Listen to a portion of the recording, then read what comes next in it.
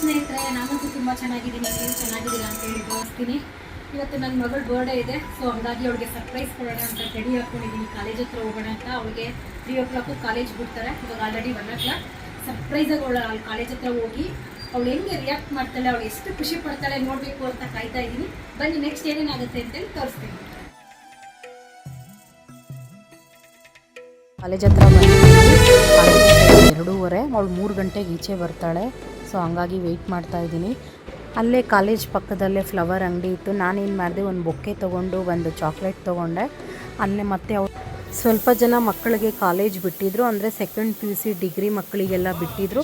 ಅವರೆಲ್ಲ ನನ್ನನ್ನೇ ನೋಡ್ತಾ ಇದ್ದರು. ಮತ್ತು ಒಂದು ಹುಡುಗಿ ಏನು ಮಾಡಿದ್ಲು, ನಾನು ಲೇಡೀಸಾ ಜೆಂಟ್ಸಾ ಅಂತ ಹೇಳ್ಬಿಟ್ಟು ಅವಳು ಬೊಂಬೆ ತೆಗಿಯೋದಕ್ಕೊಂದು ನಾನು ಬೇಡ ಅಂತ ಹೇಳಿದೆ. ಆಮೇಲೆ ಅವಳಿಗೆ ಗೊತ್ತಾಯ್ತು. ಅವಳು ಬೊಂಬೆನಲ್ಲಿ ನೋಡಿದಾಗ ಮೂಗ್ಬಟ್ಟು ಅವಳಿಗೆ ಕಾಣಿಸ್ಬಿಡ್ತು. ಅದೇ ಹೇಳ್ತಿದ್ಲು, ಆಂಟಿ ನೀವು ಯಾರಿಗೋಸ್ಕರ ಬಂದಿರೋದು ಅಂದ್ಲು. ನನ್ನ ಮಗಳು ಫಸ್ಟ್ PUC ಅಮ್ಮ, ಅವಳು ಇವಾಗ ಈಚೆ ಬರ್ತಾಳೆ, ಅವಳಿಗೆ ಸರ್ಪ್ರೈಸ್ ಕೊಡಬೇಕು, ಅವಳಿಗೆ ಇವತ್ತು ಬರ್ಡೇ ಇದೆ ಅಂತ ಹೇಳಿದೆ.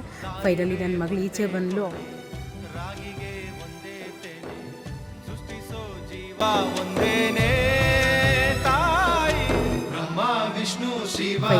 ಈಚೆ ಬಂದು ಅವಳಿಗೆ ಗೊತ್ತೇ ಇಲ್ಲ ನಾನು ಅಂತೇಳಿ. ನನ್ನ ಮಗಳಿಗೆ ಒಂಥರ ಭಯ ಆಗ್ತಿತ್ತು, ಯಾರಿರ್ಬೋದು ಅಂಥೇಳಿ.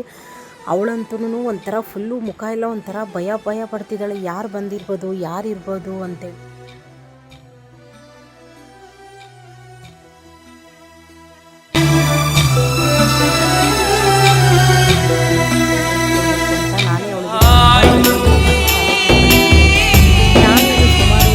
ತಿಂಗಳಿಂದನೇ ಪ್ಲ್ಯಾನ್ ಮಾಡ್ಕೊಂಡಿದ್ದೆ, ಹಿಂಗಾದರೂ ಮಾಡಿ ಅವಳು ಕಾಲೇಜ್ ಹತ್ರ ಹೋಗಿ ಸರ್ಪ್ರೈಸ್ ಕೊಡಬೇಕು, ಅವಳು ಎಷ್ಟು ಖುಷಿ ಪಡ್ತಾಳೆ ಅಂತ ನೋಡಬೇಕು ಅನ್ನೋದೇ ನನ್ನ ಆಸೆ ಇತ್ತು.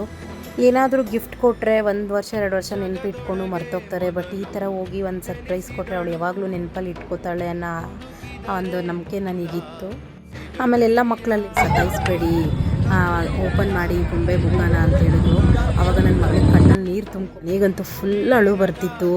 ಯಾವ ಥರ ಅಂದರೆ ನನಗೆ ಹೇಳೋದಕ್ಕಾಗಲ್ಲ. ಯಾಕಂದರೆ ನನ್ನ ಮಗಳ ಮೇಲೆ ನಾನು ತುಂಬ ಪ್ರಾಣನೇ ಇಟ್ಕೊಂಡಿದ್ದೀನಿ. ಬಟ್ ಅವಳ ಖುಷಿನೇ ನನ್ನ ಖುಷಿ.